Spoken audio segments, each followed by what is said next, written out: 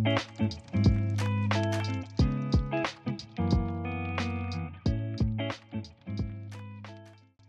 by ste opísali dizajn vašej reštaurácie? Dizajn našej reštaurácie je veľmi špecifický. Máme ho zariadený v art deco štýle a je jedinečný, si myslím, veľmi zaujímavý pre ľudí. Aké farby tu dominujú a aké materiály? Väčšinou semiš, všetko je semišové.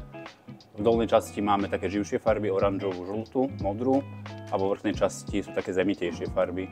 Je vo vašom interiéri nejaký unikátny prvok? Ak áno, aký?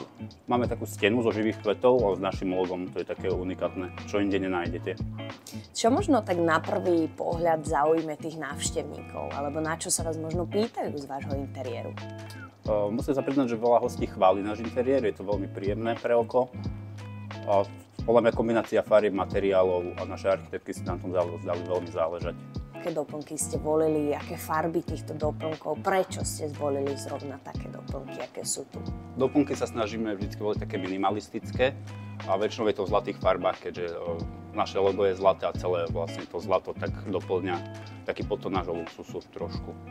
Ako ste pracovali s dispozíciou reštaurácie, aby ste vytvorili takú príjemnú a funkčnú atmosféru?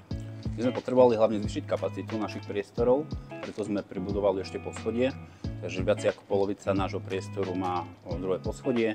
Je to také celkom prepojené so spodkom, s vrchom, takže vlastne sme si zvýšili kapacitu poschodím. S akým pocitom chcete, aby ľudia od vás odchádzali? Aby boli určite spokojní, aby sa dobre najedli, dobre napili a aby si povedali, že sa sem chcú určite vrátiť.